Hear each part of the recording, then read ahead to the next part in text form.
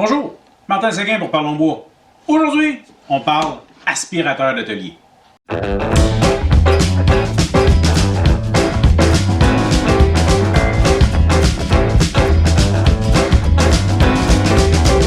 Petite vidéo rapide aujourd'hui pour parler aspirateur d'atelier ou en anglais shop vac.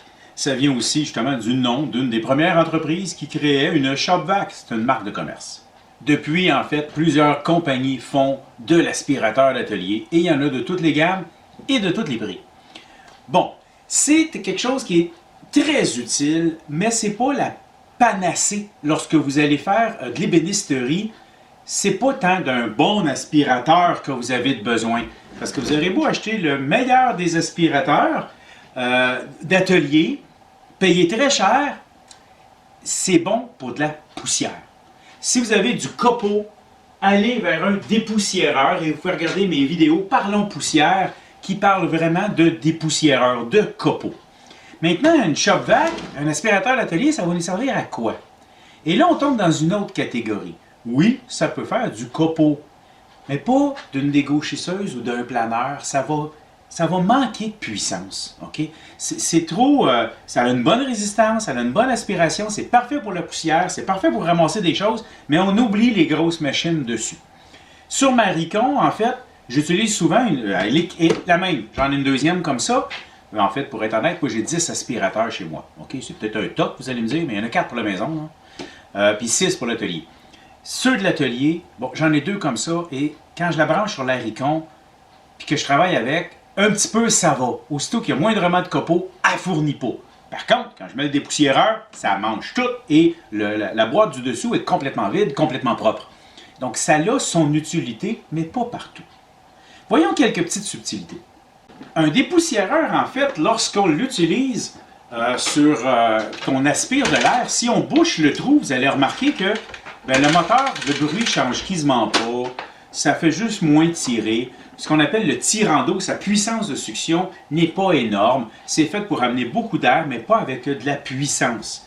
Tandis qu'un aspirateur d'atelier, ici, quand je le pars,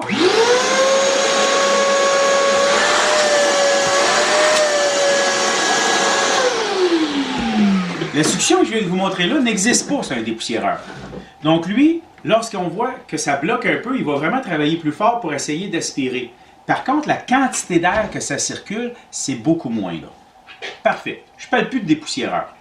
Au niveau des aspirateurs, ce que vous voulez faire, c'est aspirer à la source. Bon, j'ai Festool ici. Quand je sable, j'ai pas de poussière dans l'air. Peu importe la marque que vous avez, essayez de faire ça. Les petits sacs au bout, là, pas fort. Donc, essayez d'avoir un aspirateur de branché et là, vous allez avoir un excellent gain.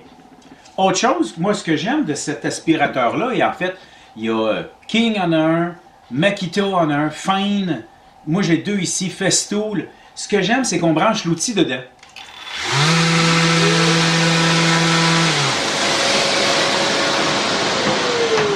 Ça démarre et ça arrête tout seul. Ça, c'est fantastique.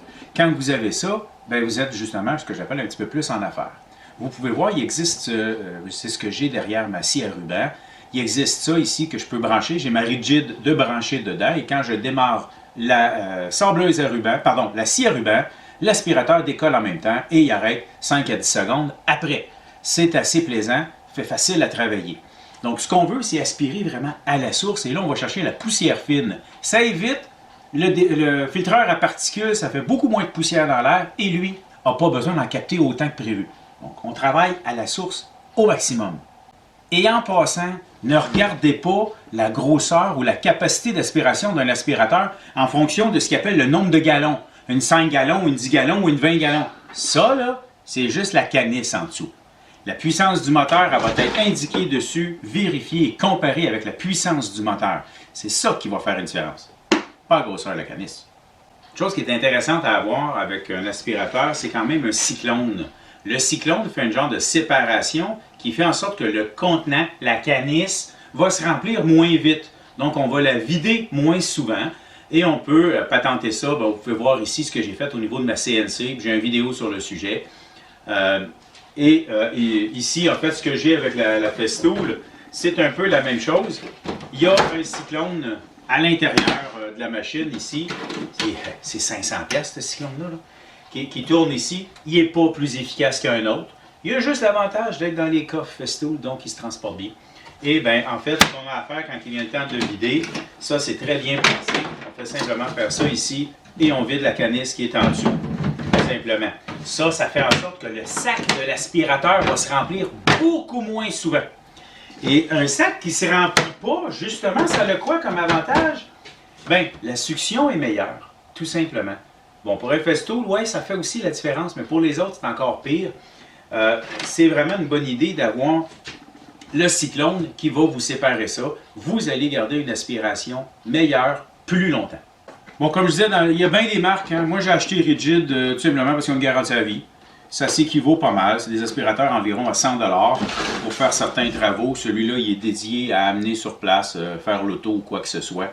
Il travaille bien. Ça ne me tentait pas de décrocher et de raccrocher l'autre à chaque fois. C'est pour ça qu'ils ont chacun leur job. Il existe des affaires de même. Ça, là, faut pas avoir de l'espoir là-dessus. Là. Tu t'en vas, là, puis... Faut pas être pressé, OK? Ça n'a pas une grosse capacité, ça n'a pas une grosse puissance, mais pour ramasser des petites choses comme ça peut avoir son utilité.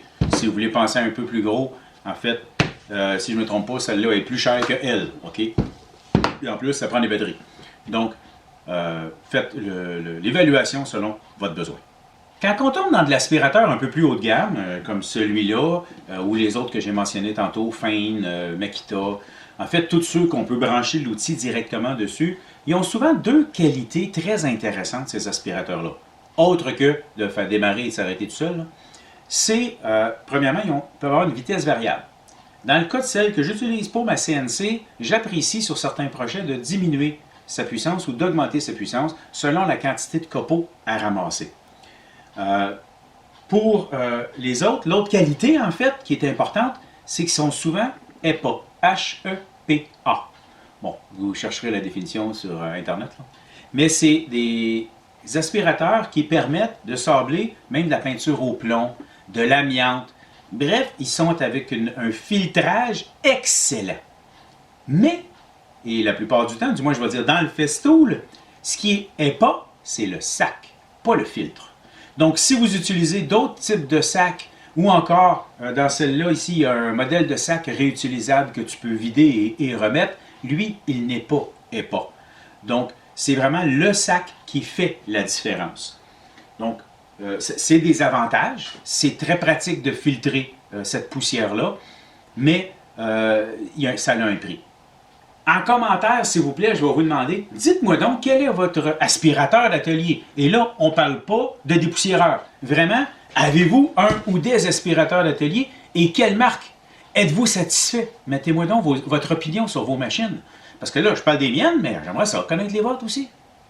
J'en profite pour vous mentionner que si ça vous intéresse de venir suivre une formation à l'atelier, de faire des projets ensemble ou encore me confier des projets, je suis ouvert à tout.